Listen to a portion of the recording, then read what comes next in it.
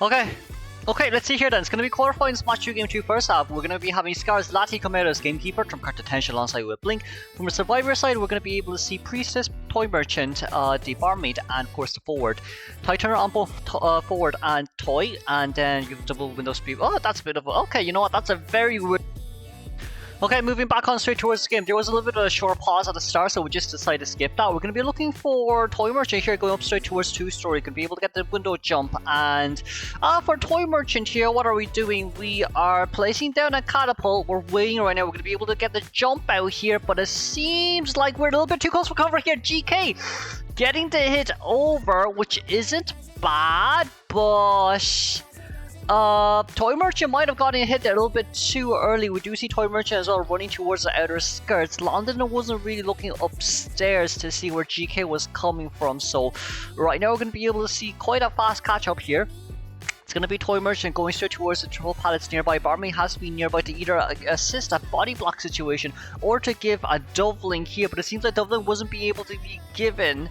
That's going to be a hook straight over towards the sideline. We're going to be able to get a hit on straight towards Barmaid there. Barmaid getting a drink pup here immediately, but it seems like we are trying to bait out the blink from Toy Merchant side. The blink's going to be coming out here immediately, but no flywheel just yet. We're trying to wait around and see, and of course, blink coming out. Forward's going to be nearby as well. Just currently 3 survivors on the run. Barmaid trying to body block forward, trying to come in with a stun, but forward was a bit...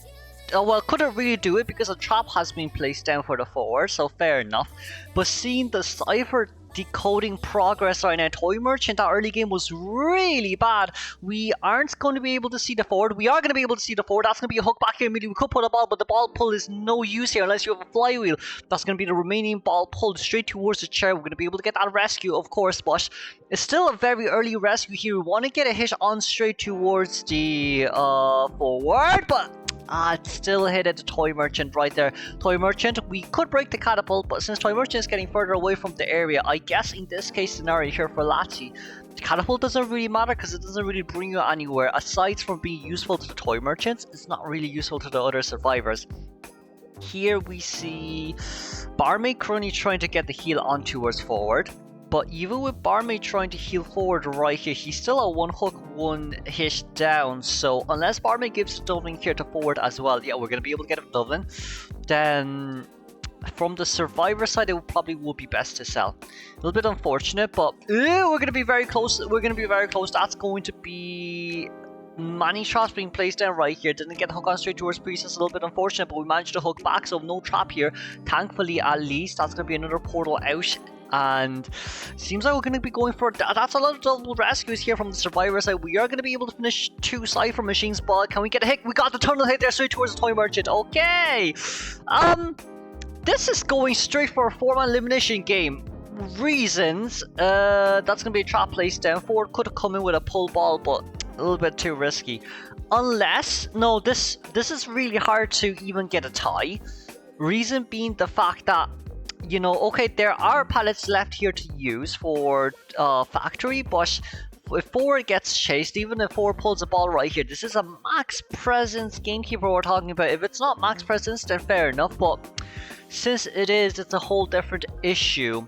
Lati here having 4 seconds to recast after the 3rd hook. We didn't get the hook straight on towards Priestess there, but Priestess needing to rotate here. Sadly, the portal has been cancelled, and there goes down Priestess. 2.5 Cypher machine done right here from WBG survivor side, and seems like for now, forward's also decoding another Cypher machine, but all the survivors are so far away from the area right now.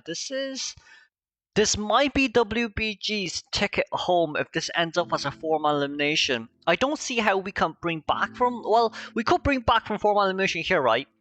And that is Priestess needs to kite, but Priestess doesn't have items here to kite. Barmaid getting a hook, getting a normal hit right there as well. That's going to be the normal rescue immediately. But Priestess's 4th portal or 5th portal, maybe 30 more seconds. No rebound kite potential, no tightener. Barmaid also having no items here. Unless she drinks her speed doubling and then starts looking for an item near chests, then possibly we can see how the 3rd kite goes. But right now you can't be looking for a tie game here anymore. Preferably speaking, Barmaid just has to finish off the Cypher Machine and then go to forward Cypher Machine, and then forward has to somehow hide, but he's gonna be spotted out here immediately forward. You do have quite a bit of balls here remaining, but that's still a hook over forward. Should that register? That's going to be teleported over straight here immediately. Can we get a stun? We did get the stun here. Thankfully, Priestess is going to be able to get the rescue ball forward. Having no balls here remaining though. Now, all survivors has no items except for the Priestess. Forward gets hooked there, but it doesn't really matter. If Lati wants to play it safe, he can place a trap down near this area. But Huang He, Priestess can be able to use her last portal. We do have traps here remain to use. This Palace Stun is going to matter a lot. This Palace Stun is going to matter a lot, but it seems like Juan decided to leave here immediately. Priestess didn't get the hook there, thankfully. But okay, that's a miss hook. That's a miss hook, but oh wait, that didn't hit Priestess? Okay, that didn't hit Priestess. Barmaid though, decoding the rest of the 70% Cypher Machine forward, did manage to heal there anyways. And from Priestess's point of view, she contained long enough for 4 Cypher Machines to be built, but we need to be able... We know where Barmaid is because Barmaid is decoding, but the moment Barmaid pops off that Cypher Machine, I don't think the survivors is going to be able to decode anymore. Because they're going to be slugged. Not only will Ford be getting the crows soon, crows should pop up 3 times. Ford did get hooked, so... his crow will be popping up soon. Barmaid shouldn't have any crow remaining. Barmaid burning towards the corner. Meanwhile, forward is also hiding behind a tree. But knowing that the 2 survivors are currently on this side, from our point of view, it seems like Lati is going to be able to see the footprints left behind. Ford might have a little bit of a tough time here, especially with the fact that he's basically no items left on hand, and he has to contain GK in this situation. Can we get a 3-man escape? Well, can we get a 1-man escape? It's possible. Ford just has to contain. But that's also really hard because not only does Barmaid has to finish off Cypher Machine, Ford also does have to do the same because Lati can just teleport away. We're going to be playing around here forward, trying to play the Palamine game, still trying to play the Palamine game. We're going to be able to walk through there immediately as well. No hook there just yet. That's going to be the vault over there immediately. We missed a hook. Forward's cutting really well. Beautiful pallet stump, but this is the containment we needed early game. Not late game. Barmaid, that's going to be a doubling. Okay, we drank the doubling. I'm currently on the run. Even with this on the run though, seems like Lati knows himself as well, blocking the way in towards 2-story area. It's going to be Barmaid containing here. Barmaid is basically 1 hook down. We're trying to play as safe here as possible, but that's another pallet stump beautifully done by the Barmaid. But regardless of how beautiful it is right now, we needed all this early game. Early game was really unfortunate with Lon as well. They definitely have practiced that strat, but I think they might have underestimated... oh, that's going to be a beautiful hook. We don't need to get a chair here just yet because Survivor still hasn't gotten the Cypher Machine decoded.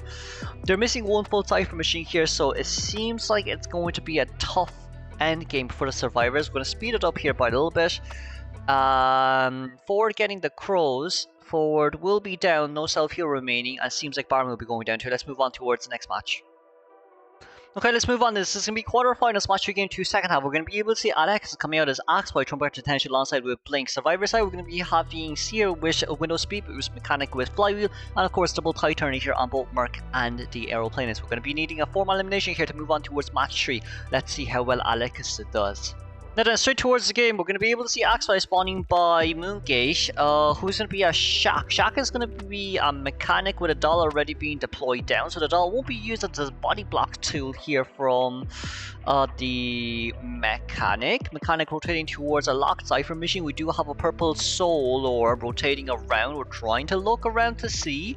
But this is of course a Mechanic with Flywheel, so with that Flywheel in mind, can we get that? We could not get it. A little bit unfortunate. Mech running towards the back right now. We're going to be able to get the pallet broken. Seems like Alex thought that Mech will actually vault over. Trying to utilize Mech's slow vaults debuff there. But even with the slow vault debuff we still missed it though. First say here, will not be able to register because of the Seer. Seer's going to be able to buy quite a bit of time here. 50 seconds in towards the game as well. Seems like Alex right now is waiting, but we didn't get the hit there, which is a little bit unfortunate. I feel like maybe hitting would have been a better option there, especially with the fact that 30% attack recovery speed boost and you get presence. But we got to hit right over the pallet here, thankfully. Thankfully, Mechanic decided not to drop the pallet down, but even with Mech's side right now, survivors are decoding really fast. Even if Mech goes down here, you have another doll outside to decode at least 70% of a Cypher machine. So, with Mechanic right now, we got the run orb! The flywheel, okay. No blink used, so there's no rebound kite potential, but it's still 2.5 Cypher machine done right here. AI says this prediction rate is going to be 30% on a tie game. Meanwhile, a 3-man escape is around 27-28%. 4-man elimination went down to 15. This 4-man elimination rate, we're going to have to see if we can get a double down situation.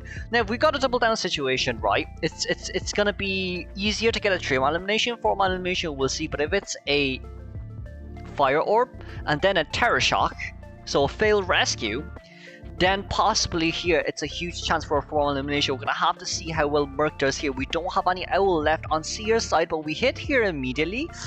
I think for Alex's side, he genuinely thought that Merc was gonna rescue immediately right there, so he tried to go for the terror shock.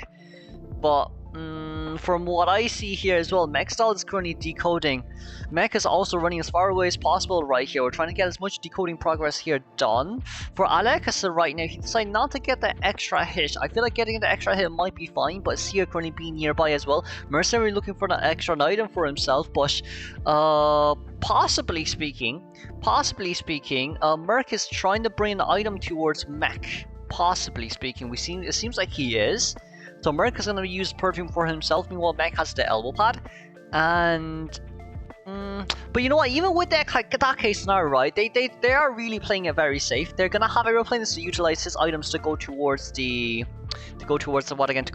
Mech's Cypher machine, the doll Cypher machine. But with 2 survivors rescuing here, it should not be a failed rescue at all. Okay, then Mech still currently decoding 80% Cypher machine decoding progress. We've got to head straight towards Mech. Mech goes down here immediately, but the doll is still decoding though. Doll currently on 83% Cypher machine decoding progress. Do we have basement here? We need a basement desperately from Axeboy's side, and it seems like the basement will be denied. Basement is currently seen in Shack. Basement in Shack is... Well, I'd say 4-man elimination is not possible here anymore. We can just pop off the Cypher machine. That's going to be doll though. Got the registered on towards the doll. Mercenary having no items, but Mercenary can pick up the item he left for Mechanic, which is the elbow power. Currently going straight towards Mooncake here. It's going to be Seer currently being nearby.